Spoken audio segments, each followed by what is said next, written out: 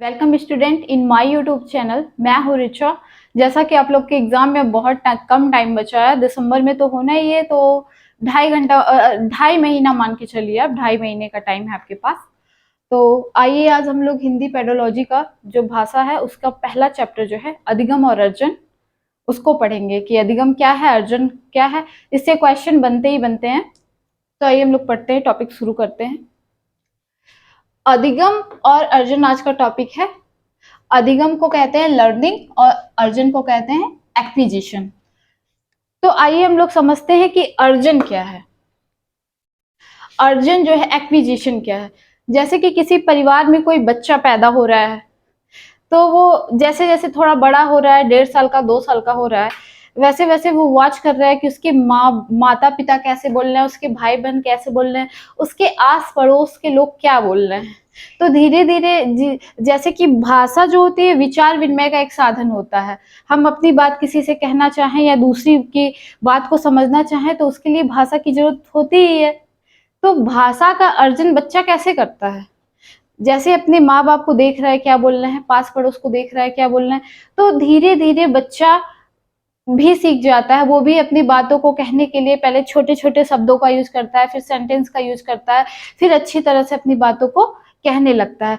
तो इसके लिए ये नेचुरल तरीके से बच्चे सीख जाते हैं। इसके लिए उनको किसी स्कूल में जाने की जरूरत नहीं होती है, उनको कोई व्याकरण नहीं रटाया जाता है। वो अपने आप जो है सहजता से स्वाभाविक रूप से भाषा सीख लेता है। जैसे किसी बच्चे के परिवार में हिंदी बोली जा रही है, उसके माता पिता, उसके परिवार के सभी सदस्य हिंदी में बोल रहे हैं और उसके आस पड़ोस में भी हिंदी में लोग बोल रहे हैं, जिससे मिलता जुलता है बाकी उसके रिश्तेदार सब लोग हिंदी बोल रहे हैं। तो जो छोटा बच्चा है वो जो अपने आसपास सबसे पहले देखेगा जिस लैंग्वेज में लोग बात कर रहे हैं, तो वो भी धीरे धीरे सीख जाता है स्वाभाविक तरीके से। तो वो भी उसी लैंग्वेज का यूज करता है अपनी बातों को कहने के लिए, अपने भावों को व्यक्त करने के लिए। यही होता है भाषा का अर्जन। अब भाषा अर्जन में क्या क्या चीजें आती हैं, क्या क्या उसके इम्पोर्टेंट पॉइंट्स हैं, कैसे हम भाषा अर्जन को डिफाइन कर सकते हैं, आइए मैं आपको कुछ पॉइंट्स के अंदर बताती हूँ। जैसे कि मातृभाषा या क्षेत्रीय भाषा में होता है भाषा का अर्जन। अब कोई बच्चा यूपी में पैदा हो रहा है, उसके घर में हिंदी बोली जा रही है, तो उसकी मातृभाषा हिंदी है, तो भाषा का अर्जन हिंदी में करेगा। उसी तरह कोई बच्चा इंग्लैंड में पैदा हो रहा है, तो अंग्रेजी में, इंग्लिश में उसके घर वाले बोल रहे हैं, तो वो क्या करेगा, वो अपने भाषा का अर्जन जो है इंग्लिश में करेगा। तो वही चीज होता है कि भाषा का अर्जन मातृभाषा या क्षेत्रीय भाषा में होता है। और दूसरा पॉइंट इसके अंतर्गत आप होता है अचेतन रूप से होता है। जैसे कि बच्चा है, मुझको पानी पीना है, उसे बोलना है, वो देखेगा आसपास के लोग इस चीज के लिए किस वर्ड का यूज कर रहे हैं, तो वो भी उसी वर्ड का यूज करेगा। उसके लिए उसे कोई व्याकरण नहीं सीखना है, कोई किताब नहीं पढ़नी है, कोई ग्रामर नहीं तैयार कर, अचेतन रूप से उसके माइंड में जो है भाषा का अर्जन हो जाता है और वो जो है अपनी मातृभाषा में अपनी चीजों को कह लेता है। इसी को कह सकते हैं हम भाषा अचेतन रूप से अर्जित हो करता है भाषा का अर्जन। और प्रथम भाषा होती है, जो पहली बार भाषा बच्चा अपने घर परिवार आस पड़ोस में बोलता है, सीखता है, बातों को समझता है, वो उसकी प्रथम भाषा कहलाई जाएगी, प्रथम भाषा कही जाएगी।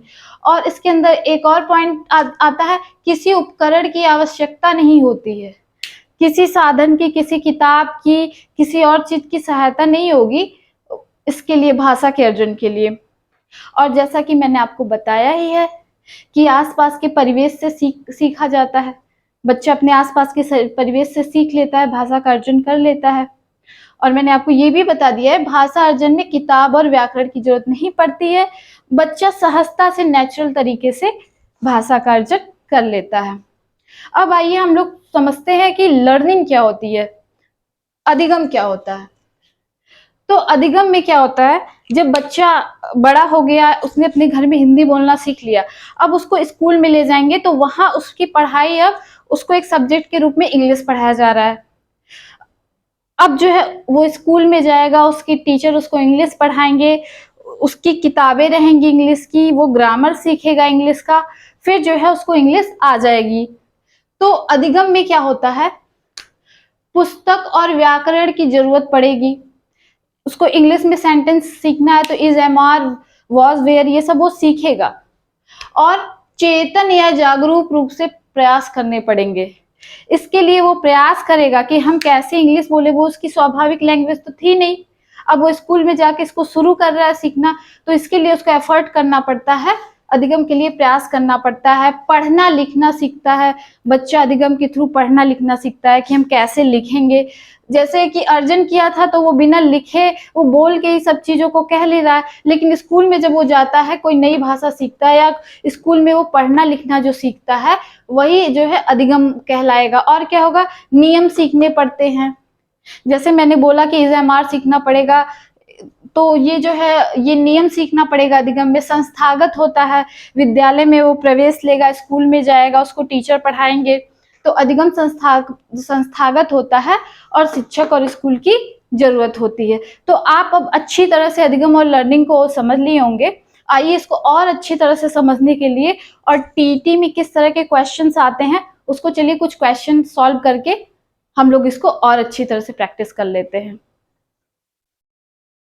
आइए अब हम सेंट्रल टीटी में आए हुए कुछ क्वेश्चन को डिस्कस कर लेते हैं, जिससे आपका कॉन्सेप्ट जो है और भी अच्छे तरीके से क्लियर हो जाए। तो जैसे ये क्वेश्चन है बहुत इंपॉर्टेंट, भाषा अर्जन और भाषा अधिगम में महत्वपूर्ण अंतर क्या होता है?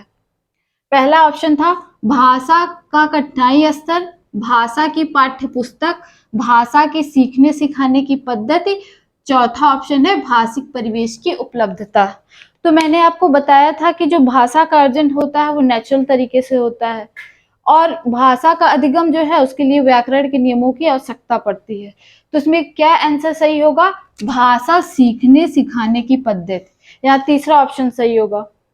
आइए नेक्स्ट क्वेश्चन पे डिस्कस करते हैं। भाषा अर्जन शिक्षक की आवश्यक उपस्थिति की मांग करता है, भाषा की कक्षा में ही संभव है, सहज स्वाभाविक होता है, प्रयासपूर्ण होता है। जैसे मैंने बताया था भाषा अर्जन में ना शिक्षक की जरूरत पड़ती है, ना स्कूल जाने की जरूरत पड़ती है कक्षा की, ना ही इसके लिए कोई प्रयास करना पड़ता है। तो ये तीसरा ऑप्शन सही होगा, सहज और स्वाभाविक होता है।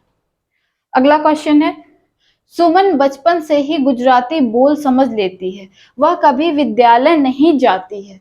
यह उदाहरण है भाषा अर्जन का, सुमन की प्रतिभा का, भाषा सीखने का, भाषा में पिछड़ेपन का। तो जैसे कि ये बचपन से गुजराती बोल रही है, उसके घर में आस पड़ोस में गुजराती बोला जाता है, तो स्वाभाविक तरीके से उसने गुजराती सीख ली, उसके लिए उसको भाषा का पिछड़ेपन नहीं होगा, भाषा सीखने का नहीं होगा। इसमें ऑप्शन सही होगा भाषा अर्जन का। तो अब मैंने आपको अधिगम और अर्जन में अंतर को समझा दिया है, अधिगम क्या है, अर्जन क्या है, क्वेश्चंस भी हमने डिस्कस कर लिया। अब एग्जाम में आपके कोई भी क्वेश्चन गलत नहीं होने वाले हैं। तो अगर आपने अभी तक मेरा चैनल सब्सक्राइब ना किया हो तो सब्सक्राइब कर लें और लाइक कर लें, जिससे मेरे सारे वीडियो आपको मिलते रहें। Thank you.